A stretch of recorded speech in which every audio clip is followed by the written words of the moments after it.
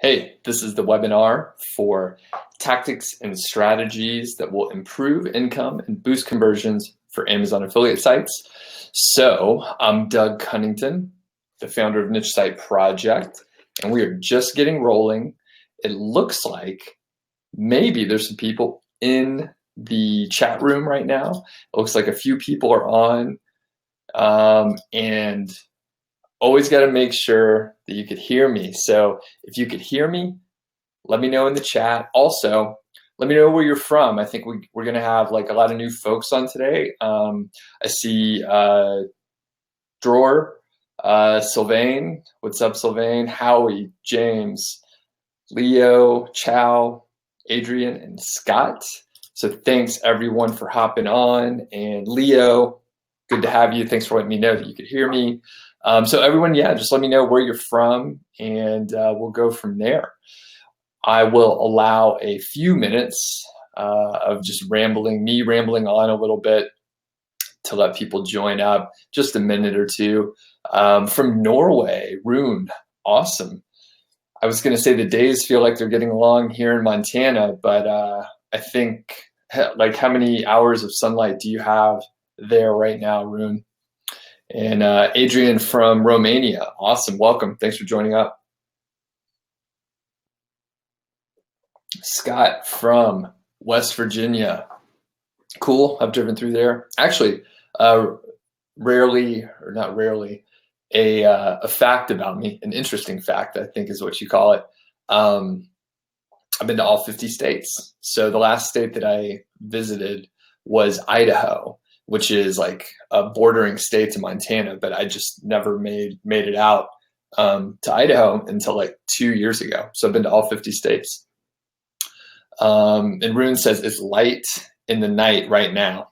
So yeah, long days there in Norway. So if you're just joining up, this is basically a webinar on how to improve the conversion rate on Amazon sites. It actually will work for like any affiliate site or like a lot of websites just in general if you're trying to do some sort of a conversion. In this case, it's definitely oriented towards sales, but nevertheless, I'm going to go over 17 different techniques and ideas and strategies to help improve your conversion rate. So if you're just joining up, let me know where you're from. I see Sarah Woots on and Jim, Alan. If I missed you, I'm sorry. The list that I'm looking through, I think it puts people in different orders. I see Greg and a few other people, MVR, Scott, Karen, awesome. Okay. So yeah, I was going to say, Sarah Woot, a student of mine, I know that it's very late there right now, so thanks for joining up. If you have to jet, there will be a replay, and there will be, this will go on YouTube later on. So with any luck, my voice will hold up here, but no promises. So I'll just try not to talk too loud, and hopefully we'll be able to keep on. So a couple things I'll mention before we get too deep. I think everyone, probably has the like the 15,000 keywords that people get for being on my email list. If you signed up, I think you should be able to make it. Oh, sorry, I got distracted with the chat. I have to look away from there. So basically, if you're on my email list, you should have the 15,000 keywords that are helpful for starting sites and that sort of thing. But if not, for some reason you don't have that, let someone know in the chat. I'm sure someone will be able to hook you up with a link to sign up or whatever. Or you can shoot me an email later. So a couple things I was going to mention, I am putting out a lot more videos on YouTube. So I know Tihana, Fruit of Life from YouTube, thanks for joining up. I'm just enjoying video. Apparently I like to see myself on screen and listen to myself talk and stuff like that. So I actually upgraded my camera, which I don't have next to me right now, but upgraded my camera from a Canon T2i, which you may recognize from like a previous video where I talk about the gear that I use, to a Canon T7i. So it's still in the Rebel series, and in fact, I think it's just like the same like grade of mid to low level DSLR, but it's just like 6 or 7 years newer. So anyway, I'm pumped to like start using that, and a lot of the content on the YouTube channel, especially with the daily vlog idea, not necessarily daily, but more often publishing stuff. It may be like non-internet related and more just like living life and more interesting stuff. So I'm going to check it out. No promises on how often I'll publish, but it'll certainly, I've reached a level where I'm, publishing stuff a couple times a week right now. And I hope to keep that up. So, all right. Again, this is boosting the conversion rates for Amazon affiliate sites. Primarily, it could be niche sites, could be authority sites, however you want to label it. So let's get to the presentation now, and we'll get into it. So, and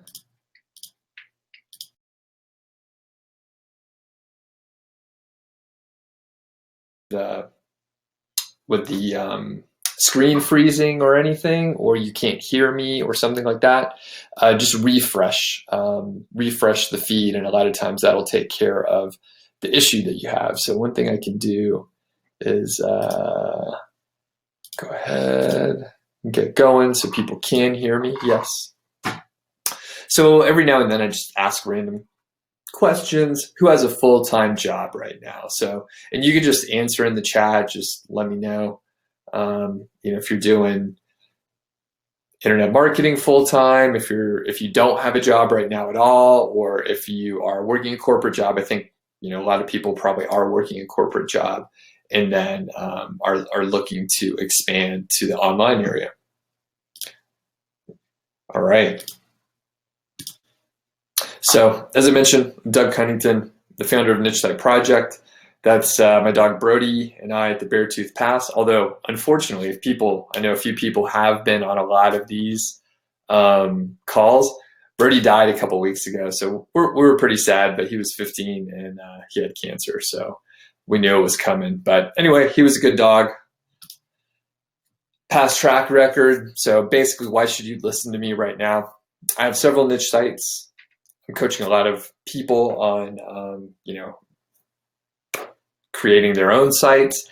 I've done a lot of guest blogging and guest posting, and I have my PMP, Project Management Professional is what that stands for. And then another sort of standard question here, I do see a few people mention, let's see, Scott has a full-time job. Jim is internet marketing and FBA. Thanks, Jim. And then Luke is a full-time internet marketer. Alan self-employed. Kat has a part-time job that you hate. Yeah, I hear that. Tahana is about to graduate and is doing some part-time jobs. And Sarah Woot, a fellow project manager, has a full-time job in niche sites part-time right now. And Adrian's I am full-time. So, and this kind of will help me shape, this next question will help me shape the presentation a little bit. So let me know if you have a profitable niche site, or if you haven't created a site before, you could let me know that too, but just sort of your experience level. So more reason to listen to me. I've been featured in a few places, even Social Triggers by Derek Halpern. So just a little credibility. And I do always throw this in just to, show people that it's not all like nothing's super easy. Like if it's worthwhile, it's not going to be really easy. So I've had some ups and downs, and you can see, I put in numbers and dates when stuff happened, and, I had pretty good success early on, but then, I kind of grew too fast and didn't know what I was doing and didn't know how to sort of spread the risk. I was also working a full-time job. Eventually I got laid off down here at this low point, but turns out when you get laid off, it does open up your time quite a bit. So I was able to work a little bit more focused. Plus I had, 2.5 years of experience at that point to help this trajectory. And the ink is not yet dry on a site that I'm selling with a partner, but that was a big Project Go White Hat, and we were able to sell it for over 200. So like I said, the ink's not quite dry. It's not finalized just yet, but things are looking good for that. You'll hear a lot more about it if you've been following along.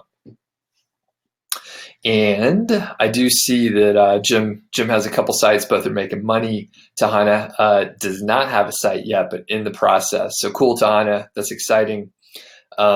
Jim Malone is retired. Luke made 1,500 last month. That's awesome. That like very, very few people do that. That's like top 1% stuff, Luke. Scott, 3-month niche site starting to generate income. That's awesome. And I bet like in a few months, like it'll grow in a way that you won't, be able to suspect it. Kat says 3 sites, one earning between or like less than 100, one that sits there, and an age domain. Cool, Kat. That sounds really good. And I like how you're aging stuff and sort of preparing for the future, but don't get distracted, right? Oh, and Leo, thanks. Yeah, it's like I said, I'm waiting for more things to be finalized, but at this point, things are looking pretty good. Money's in escrow, like things are happening that should be happening at this point in time. So appreciate it, Leo. All right, so Q&A is at the end. If you have if you remember, just mark the question as a question. So in the chat window, you'll be able to just mark it that way. And it's a little easier for me to see. And what I'll do, I'll probably try to ignore the chat for a few minutes, because all of a sudden I'll look over there and forget what I'm saying right in the middle of a sentence. It happens all the time. Again, this is the presentation on 17 tactics to improve income, boost conversions for Amazon affiliate sites. So number 1, get the right kind of traffic with buyers' keywords. So I will digress and tell a quick little story. My very first site, I was not targeting buyers' keywords. And in fact, there was really no product that I could offer related to the keyword. So it was kind of it was a total way. I mean, I learned how to set up a site, and I learned a little bit about WordPress and themes, but unfortunately, I did not have any kind of commercial viability related to the site. So you got to make sure you're going after buyers' keywords. And what does that mean? Well, we'll look at some specific examples as well to help you understand. So you would have like the product name, and then review, and then or the product type, and then best is usually a nice prefix, and then another kind of great buyer's keyword is what kind of product name, where you fill that in, should I get. And the idea here is you're finding people that are on their way to buy something at Amazon, right? You want to find people that are interested in making a purchase. You really don't want someone who doesn't know what an object is, right?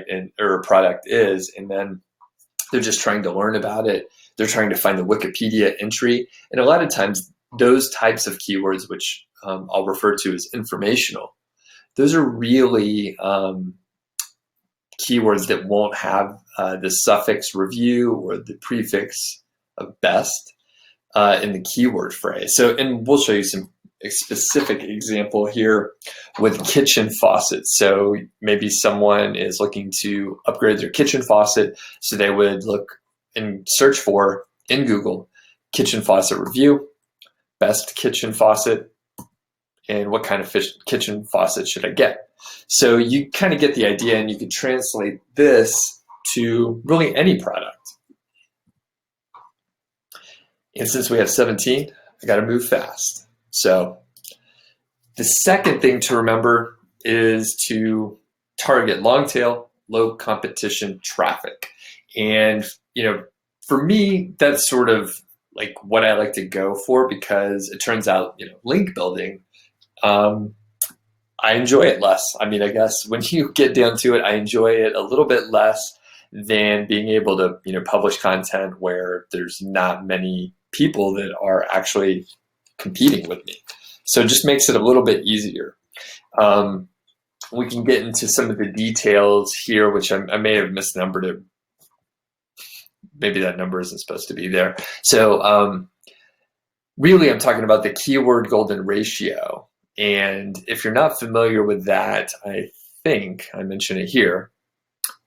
So, and there's a whole video on this, by the way, and it's on YouTube. I'll put the link in later on.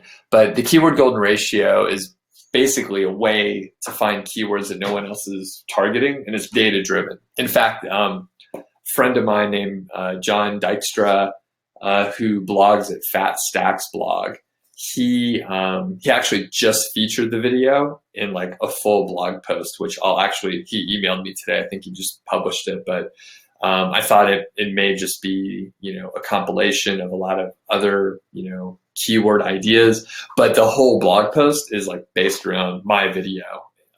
So that's pretty cool. He actually sent me a heads up that he did that today. So I'm going to share it because it's cool to be featured somewhere else. Anyway, the formula is this. It's really simple, and it is the number of all entitled results divided by local monthly searches. You want the KGR, the keyword golden ratio, to be less than 0.25 in most cases. I say the LMS should be less than 250, but you can go up to higher search volumes. The reliability may waver, things may act a little bit differently, but I've heard from readers who have done this and they publish content, and they said, they went up to like 1,500 local monthly searches, and they still were able to rank in like a day. They would rank in the top 10. So if you're not familiar with the KGR, go check out that video. It does take a little bit of time to find each one of these, but once you get the hang of it, you can really find a lot of them. Okay, and this is actually like how you do it. A lot of people weren't quite sure what to do. So you actually type in all entitled : with no spaces, and then the exact thing that you're searching for. Do not use quotes. Don't use double quotes or single quotes. Just type it in exactly like this. That's how you find the all entitled. Number 4 is to use international Amazon Associates programs. And I mean, depending on where you're getting your traffic, you may be able to increase your revenue quite a bit. So, these Amazon Associate programs are also free to sign up for. If you do use them, you need some sort of link management solution. I recommend Genius Link, and I think they have one of the easiest to use and most robust solutions. Some people had a small amount of issues with Genius Link. I think it was about a year ago, but it was back when a lot of servers went down in the northeast of the US, I believe, and it actually impacted some of the Genius Link servers. I mean, I think it was an Amazon Web Services outage or some kind of major thing. So it wasn't Genius Link's fault. But another one, as folks are mentioning, is EasyAzon. So EasyAzon does manage international programs as well. So the one thing you will want to check is where you're getting your traffic, and you can just go to the Google Analytics and you'll be able to see where your traffic is. I would say if you're getting 5 to 10% of your traffic from a certain area, it may be worthwhile to look into adding it. Now, the key is to understand the sheer numbers, right? So I threw out a percentage, but if you're only getting 15 people from the UK visiting your site, well, 15 is not enough for me to go and do that. I mean, you would need to have probably 100 visitors per day from a particular geography. That's when I would look for it. And I'll mention, I don't have any international Amazon Associates programs that I'm using right now. My traffic just generally is from the US, so I haven't bothered.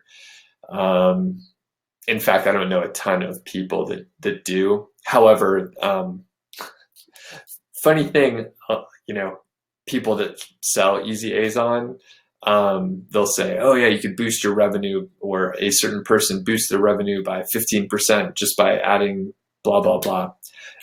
Those are definitely outliers. So be sure you understand where your traffic is coming from. Oh yeah, so here's an example where it could make sense, when you look at the number of visitors coming from these 3 places, obviously with the green arrows, those places, it amounts to a pretty decent amount of traffic, which could raise your revenue by 50%. I don't remember the exact math here, but almost 1,300, 750, and then 350 there is pretty good amount. I mean, that's a big chunk when you put all those together. So so just check your traffic and understand what's going on there. Fifth thing we're going to look at, fifth tactic, is to have a call to action above the fold. So when you check out something like the, I think this is the wire cutter here, best action camera. So just a couple things to know. I mean, that's a buyer's keyword for sure, best action camera. So this refers to like GoPros and, well, I don't know what other brands there are, but I guess Sony has one and a couple others, maybe Garmin. But the point is, that's a buyer's keyword, and the wire cutter, if you just go look at the wire cutter, the Sweet Home, Outdoor Gear Lab, go check those out. You're going to see all sorts of keywords out there. But the point here, of course, is the call to action. And the call to action is in the first couple sentences here, and it's definitely in the first paragraph. It is a text link, and I kind of like that myself. So they have a call to action early for people that just want to have a little bit or a few of the products that are available on Amazon curated. So now it's a lot easier for them to make a choice. Next is test different calls to action. So let's look at another example from the same post. And this is, of course, from the Wirecutter. The thing is, they have 3 different areas where you can click on an affiliate link. So the button is one, of course. This image is also an affiliate link. And this text right here, this red text, is also, with the name of the camera, that is an affiliate link too. So whatever you're drawn to, or whatever a visitor is drawn to, they're able to, click on the thing that they want to. And I will mention, a lot of people do browse on their phone, and it's, I think, at least for me personally, it's rare when I click on a image while I'm browsing on my phone or a tablet. I would more likely click on something that I know is definitely a link, and that would be colored hypertext like this, or a button. So be sure to test. If I'm on my computer or my laptop, then I may click the image, because if I hover over it, I'll see that it's a link. Okay, next is to use text links throughout the content. So for me, text links seem to work best. Now, I do put, calls to action, and I usually tell the visitor, hey, follow this link to get more information on Amazon on this action camera. So it's also no mystery that they're going to Amazon. Here, they put text links, same post as before, so they're using affiliate links all through the body, and just about any time they mention the name of a product, they put a link in the body of the text. And that's pretty standard. And when you look through their site, there's 1 or 2 links on every screen. So as you're scrolling down, you almost always have an opportunity to click on an affiliate link.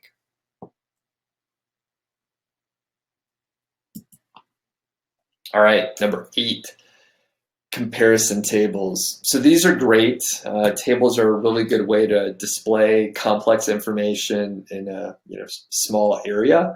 So for me, I like to go to the source of like best practices, and Amazon is one. So I went to the Amazon details page for looks like the Hero Black 5 or 5 Black. I'm not sure. I'm not sure which one it is, but they have comparison tables. And like, I was talking about the camera that I got the other day, the DSLR. Basically, if you're looking at a product where there are, I guess, different levels, entry level and sort of high end, they will often have these kinds of tables. These tables in Amazon are great ways to get ideas about what is important to the user. And you can be sure that Amazon has tested this information, and they probably test the tables and the layout, and it looks good. Just in general, you don't have to, copy it or recreate it, but you can get ideas about the important things to people that are interested in those products. Particularly, obviously, you could probably tell I don't know anything about action cameras or GoPros, although they seem pretty cool. They do mention, let's see, like the megapixels, I guess frames per second, and the ability to do time lapse. And you can see, these different models have different capabilities. So it's a good place to get information and figure out what is important. Additionally, I didn't mention it here, but on the slide, but if you go to the manufacturer site, you could probably get really good information. Download the manuals for the specific products, and you can get really detailed info, stuff that, your, I guess, general niche site owner is not going to really pay attention to. But, if you go and do the research, you're going to know more than them. You'll have better information and resources to draw from if, you go take a look at the user manual for one of these products, which you could usually just download for free. Okay. Number 9, recommend related products. So again, this is straight from Amazon, but if you, if you're reviewing action cameras, there's so many accessories. You got to have a micro SD card and extra batteries and some sort of head strap apparatus mount thing here, some sort of a selfie stick. So there's tons of things that you can recommend. And if you don't have any ideas, you could just look through the 17 pages that Amazon will tell you. I definitely got a few accessories with my new camera. Next, number 10, use high quality header images. So it depends on, the niche and the site. And this is something that, you could look into testing. But for example, this is from Baby Gear Lab, and it's for a specific type of diaper bag. So the Skip Hop Chelsea Review diaper bag. And that must be it. And it's a nice image.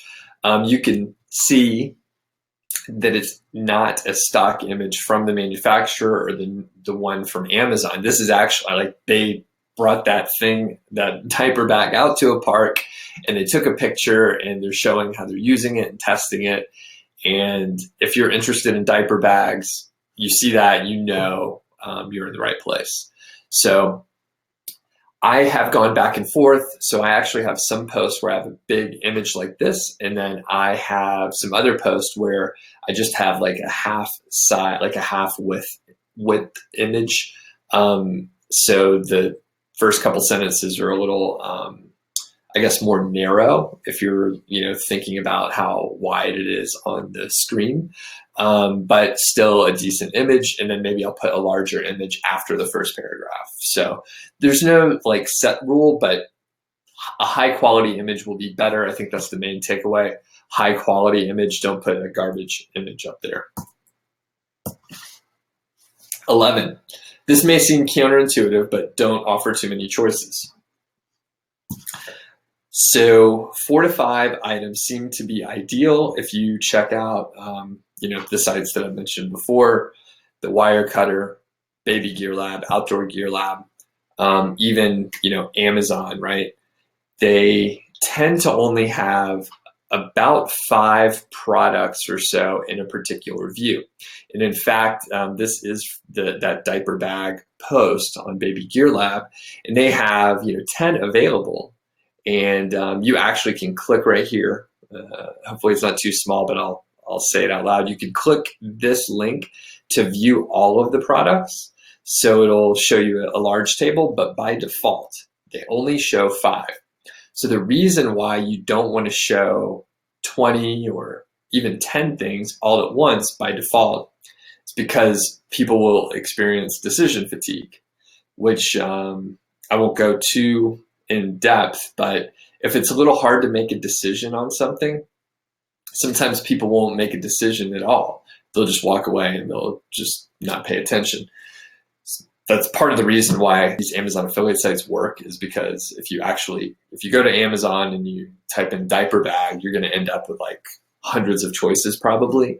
And people want a curated list. They don't want to see 100 choices for diaper bags. They just want to make a choice that's been vetted.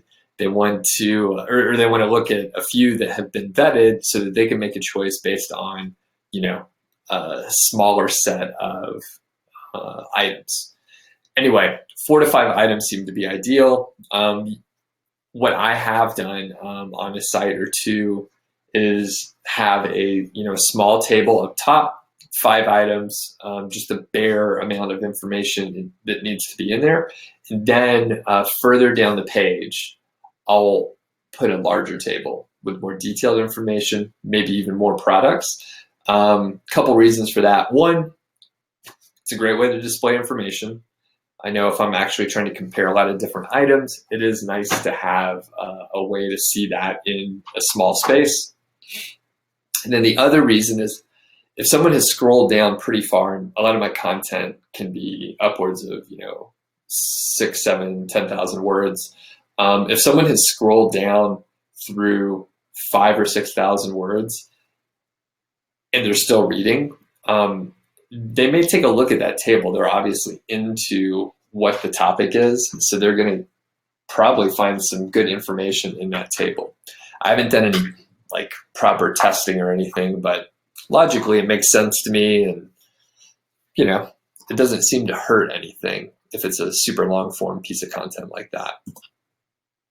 All right, so as I mentioned, I look to a few of these best of the best affiliate sites, and here's an example where the Wirecutter, they did 4 models. They could have reviewed tons of projectors, but they just reviewed about 4, and that's it. Number 12, provide accurate reviews.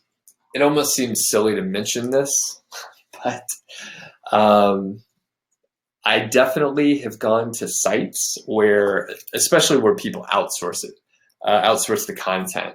So I've gone to sites and, let's say the review compares 5 different items, and the review states that all of the products are great and they're all good and everyone should buy each one of them. It just doesn't seem realistic because not all products are created equal. Some are bad, some are cheap. And it doesn't mean that people won't buy them. It just means, you could talk about the flimsy plastic attachments for, these, whatever, like a cover for the projector. And, if someone wants a projector, but they only have, $100 to spend, maybe they have to get the one with the little plastic door that falls off. And that's okay. That's not a big deal. They could just, duct tape it back on or something. The point is providing accurate reviews, especially the negative aspect, the cons, that builds credibility, right? That is really important to have someone read your review, read your site, and actually believe what you say, because you're providing sort of a balanced review of a product. So provide accurate reviews. 13, include videos of products. Now, best case scenario is to actually record the video yourself and publish it on YouTube, which is, of course, part of the Google ecosystem, and you'll potentially get traffic from there, as at least the last time I heard, YouTube was like the second most popular search engine, although it's probably been a while since I've actually checked that out. But I know when I search for stuff nowadays, like I said, the camera stuff that I was looking at in the last couple days, I was looking at a lot of YouTube videos. So basically, you can include videos from YouTube and just embed them on your site. By default, when you upload a video to YouTube, you are able to, when you upload a video to YouTube, then you'll be able to, totally lost my train of thought, sorry folks. By default, when a person uploads a video to YouTube, you're able to embed it unless they select otherwise. So basically, if there's a link for you to embed a video, then you're able to do it. And you don't have to worry about copyright information or anything like that. And this is exactly how you do it. So I obviously just went to my YouTube channel, and there's a share button. And if this section is available, this embed section, all you have to do is place this code on your site and it'll show up, and that's it. And that is, a couple things happen when you do that. One, from an SEO standpoint, it's good because you're telling Google what your site is about based on the videos that you're putting, or what the page is about based on the video that you're embedding. The other thing is, if it's like a review or more information about the product that you're reviewing, then you'll be able to keep people on your site and provide more information in, of course, a video format, which people enjoy. And I'll mention, I probably put videos on like 90% of the posts that I have, just because, why not? There's so much information on YouTube. Why not include a video? So link to Amazon review pages. And what I mean here is like the actual user reviews on Amazon. So that's one of the main, things that people want to know when they're interested in a product. They want to see the review pages and the reviews by real users and owners of those products. So I usually just put a link in my post, and it just says, check out real user reviews on Amazon, and it goes directly to that page. So just like that. Maybe I put it in a different color, but and you don't want to copy exactly what I've written here, by the way. Put in your own words, make it fit with your own site. If you copy it exactly, you're not helping yourself or anyone else. So that'll work. Next, number 15, use best of lists. So you can, let's see if I gave examples. So here's a good example. Again, you can sort of lean on Amazon. So this is directly out of Amazon. I think this is sort of like the home decorating section, but there's editors picks where they literally have already curated specific things for wall mirrors, decorative pillows, clocks, all things that I basically don't know anything about. But it turns out it doesn't matter. I could just go see what the editors picks were and then even sort it a little bit. I think, in this particular case, I looked at, and I know this is probably small for a lot of people, so I'll read it. It was in home and garden, home and kitchen, home decor, mirrors, and decorative mirrors, right? There were still 112 results. So you can go in here and filter by the cost, right? You can do the pricing. You could filter by the number of reviews, or you could just pick your favorite 10 that look cool. It doesn't really matter. At this point, you're working with the editor's picks, so they're probably pretty legit, they're good, and you can just pick what you like to make it work on your site. And as I mentioned, this is just an arbitrary example that I picked, and they have mirrors, clocks, pillows.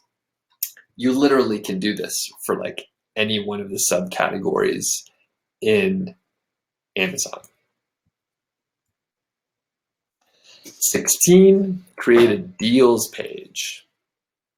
So this is really effective over the holidays. Black Friday, Cyber Monday, other holidays. Around here in the US, we have Father's Day coming up. I'm not sure when and if that happens in some of our international countries, but in June, Father's Day is coming up. Mother's Day was in May. So those periods of time, you can actually check out specific deals that are going on. A lot of times you'll be able to find cheaper deals in various product categories. So in this case, this wasn't around the holiday period when I pulled the screenshot. So you could actually pull today's deals, and then you'll see a bunch of discounts. Again, you're probably going to see thousands. You'll have to sort them. So as I mentioned here, there were 252 in the DIY and tools category. So you're going to have to, pare it down and filter based on the content that's on your site and what you're interested in trying to, promote. But if you have a deals page, some people are drawn to make a purchase because it's on sale, not because they need it. So if you put deals in front of them, it could be a pretty effective way to get people to make purchases. All right, 17, conduct A/B testing using a dedicated tool. So A/B testing is actually fairly advanced, and you have to have enough traffic on your site. You have to be dedicated to the process. A/B testing is not a thing you can just, A/B test and be done with it. It's a constant, tweaking of content on the page. You can, for example, the call to action at the top. You could have the call to action as text, or you could have it as a button. You can check to see if you have text with a small half-width image, if that converts better than a full-width image. So there's a lot of different things that you can test. Of course, one of the most effective things you can sort of alter is the headline. That helps a lot. You could, or helps or hurts a lot. You don't know until you test it. Now, I will mention up until recently, it was very expensive to do A/B testing with one of these dedicated tools. There was a visual website optimizer and Optimizely, and even the starter packages were something like $100 to $200 a month. For Project Go White Hat, for people that have been following for a little while, Rob and I looked to do some split testing because we had enough, some A/B testing using Visual Website Optimizer. I think we may have even paid for the service for a couple months, but it took a long time to actually run a test and get meaningful data from it. So as just an example for our particular site, we're getting a couple thousand unique visitors per day, and it still took weeks to run a test. The cool thing is, and I'm testing it right now, Google Analytics has an experiments tool. Previously, you could use it for A/B testing, but it was a little cumbersome. Well, in the last couple months, they actually released a sort of visual A/B testing tool, and it's free and it's super easy to use. I'm actually testing something right now in Niche Site Project. I won't mention what it is because I don't want people to go look and mess up my test. But I went in, and it took me like 10 minutes to set up, and it was free. So I just went over to the section in Google Analytics, I changed the headline in this particular case. I altered the headline. I'm running, my baseline versus the variant, and I have data, and it's something like 89% likely to outperform the variant is likely to outperform the baseline, or whatever they call the original. So anyway, you can do A/B testing now. It used to be beyond the reach of like normal people, but now it's super easy to use. Next, and I think this could be the last one. I definitely goofed up the numbering because it should just be 17. So last, increase trust and credibility with your about page. So this is an area where, I kind of harp on it a little bit, but when I go look at a site and I see about pages that are, I'll just call them weak, it just lowers the whole credibility of the site. And when I look holistically, like what I'm trying to do with my sites, like I want to be able to like be part of the niche, like the greater niche in the internet for that, I guess, topic or set of products. And if you have a weak about page that doesn't really say much about you, then I feel like it's a lot harder to connect with people. And then if you try and get guest posts, it's not really going to go that well if your about page is kind of crappy. So I go through some examples. If you actually look at my YouTube playlist examples of Amazon affiliate sites, like you can see that I look at the about page for every single one of them. The smaller sort of niche sites that were built in the model of the 2013 version of niche sites or the 2012 version, their about pages are pretty weak.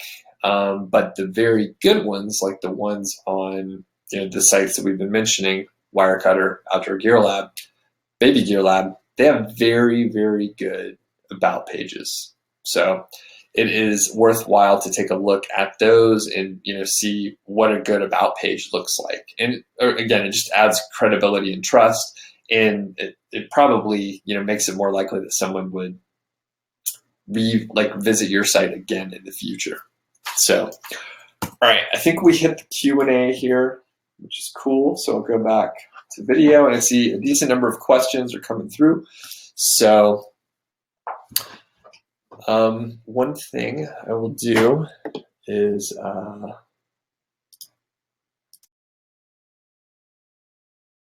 I'm going to find the link for everyone for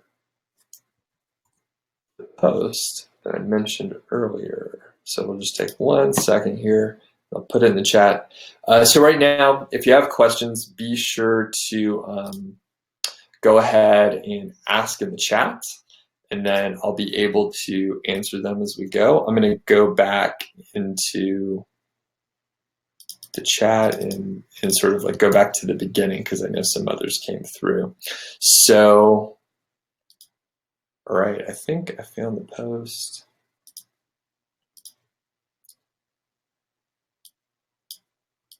All right. So I posted the link, and if you have a chance, you can take a look. I think there's actually, when I went over there, there's a couple pop-ups that pop up. So sorry about that. There's a few pop-ups, but just scroll down. And as a favor, if you could, leave a comment. If you enjoy the content or you enjoy listening to me talk here, leave a comment over on the Fat Stacks and just say, hey, John, thanks for mentioning Doug. He's really cool, or I don't like Doug at all, whatever. As long as you say something, it's good. Okay, I'm going into the questions, deep into the questions here. Okay. Jim Malone asks, how to develop traffic from China? That, I don't know. No clue on that. Never focused on it at all. Scott says, I've been using KJR and getting some pages ranking on the first and second page. Should I stay away from e-commerce keywords even if there's zero all-in-title competition? Good question. Um, well, you know what? I don't know. I haven't tested or done that at a scale where I could comment on it, but I would say uh, give it a try. It sounds like you're getting good traction and see what happens. There's no harm in publishing like one or two of them, right? See if it works, and then if it does, you can do more, and if it doesn't work, do less. But let me know what happens actually if you do test it, Scott. Really good question. Scott also mentions, I can't get Easy Azon to work with Thrive Content Builder. Yeah, I've heard that before. Um, and Luke said, I don't like the content builder for many reasons, and that's one. Yeah, like Thrive Content Builder is great for building sales pages for me, but for a Amazon affiliate site, I can't see the value in like spending time to build out a page like using Thrive Content Builder. Just really frustrating for me to use. Maybe I'm just really impatient, which is likely. Or too much coffee, drink a lot of coffee. Okay. Good conversation, folks, by the way. MVR says you missed the first 8 tactics. Yeah, so, and I think some people mentioned there will be a replay. You should get an email about it later if you got the notification for this email. If you do not see it, that is okay. It'll be on the YouTube channel, so you can go to YouTube and watch this later. Although if you want all the chat and the fun stuff over here, you will need to watch the replay link. Yep, and Luke, you're on top of it. Yeah, you can watch it on YouTube. Yeah.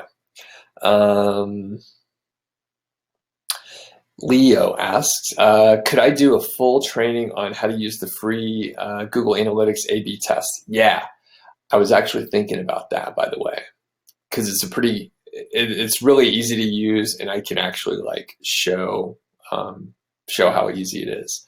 So, and depending on what you're trying to test, it's like, it's something now that it's free, right? It's something where I'm like, oh, maybe I will test a couple things on like a particular page or two where I do get a lot of traffic. For example, right? So a lot of my sites, the traffic spread quite a bit. So like, 200 pages get like 1% of the traffic.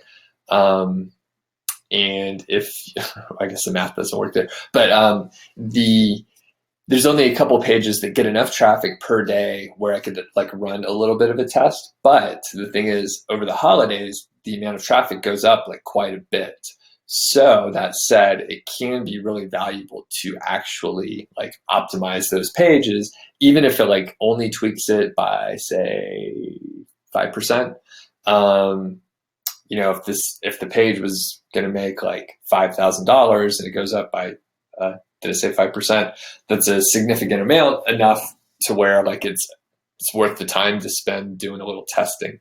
So I'll put it on my list, Leo. That is a good idea. Good idea there.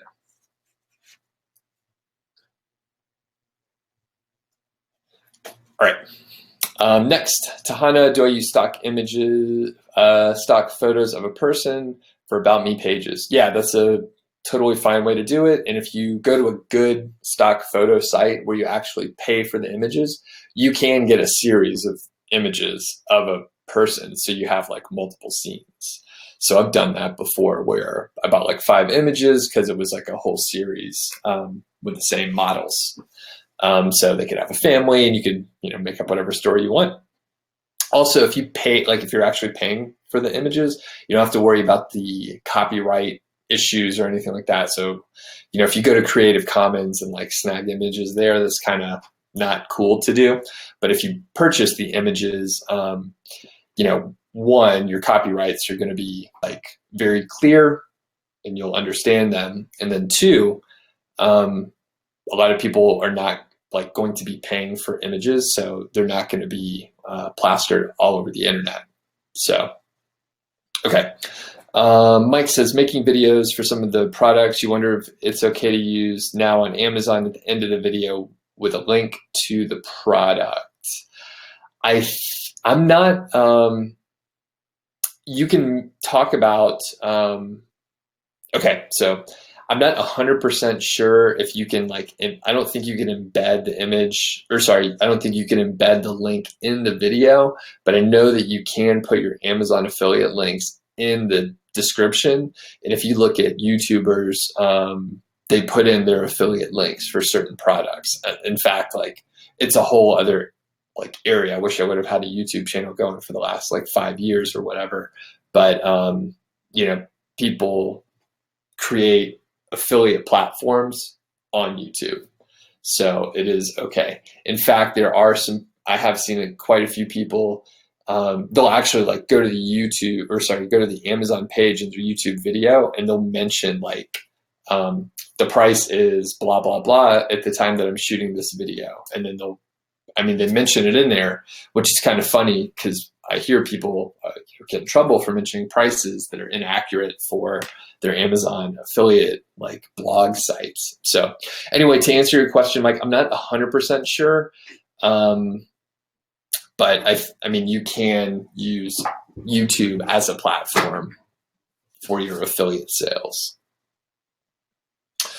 Okay, Scott, thanks. Yeah, just let me know. 3 months. All right, that's cool. So let me know in a couple more months. Tahana asks, do you use the same keywords for different articles? No. Do you use new ones for each article? Yes. Do you recycle any keywords? No. MVR says, I don't know much HTML, JavaScript. Can I take the HTML, JavaScript code generated from Amazon affiliate sites? I'm not 100% sure what you're asking there, so maybe rephrase that. I'm not really sure. Yeah, so let me know. Luke says, doesn't it hurt your rankings to include too many affiliate links on the same page? Yeah, it does. Luke, if you're sending people to Amazon right off the bat, doesn't it negatively affect your bounce rate? Yeah, but turns out I want people to buy stuff on Amazon. I don't care about my bounce rate. So the goal is not to have a good bounce rate. The goal is to sell stuff on Amazon. And yeah, you're right about the number of affiliate links, so don't put too many. Yep. In fact, one of the students in 5-Figure Niche Site, she mentioned that she added content to a post that she was improving. She added more affiliate links and maybe a couple more links in a couple more products in her table, and then her rankings dropped from 3 to 10 or something like that. And then she waited for a week or two. We talked about it. I wasn't sure it was the number of affiliate links, but she thought it was. So she changed it.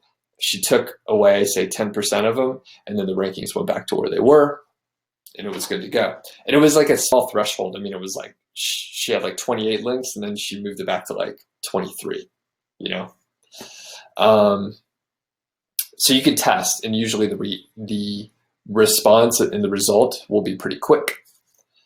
MVR asks, do you need both Google AdSense and Google AdWords accounts? No, but I'm not sure what the context is for what you're asking. If you're trying to run an AdSense site to run ads, you just need a Google AdSense account. Google AdWords is for showing ads. So it depends on what you're doing. I'm not sure what you're doing exactly. How much could it cost me to get traffic from my blog? Again, I'm not 100% sure, MVR, so just let me know in the chat. Luke says, so you use personas for niche site, not your own name? Yeah. It's possible to include your link in the video. I've done that. Okay, so that must be the Amazon affiliate links in the video. Okay, so that's cool.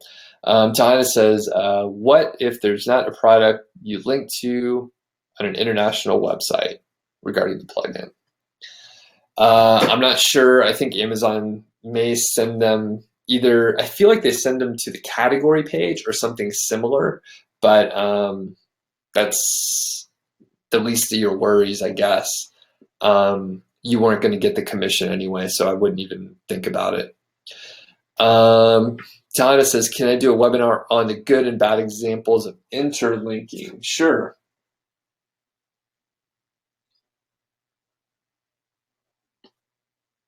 Good idea. MBR says, it is the HTML to display the product on my blog. And your question, MBR, can you get the code from Amazon? Or you were asking like if you can get the code from the niche site, I thought, but I probably misunderstood. So sorry about that.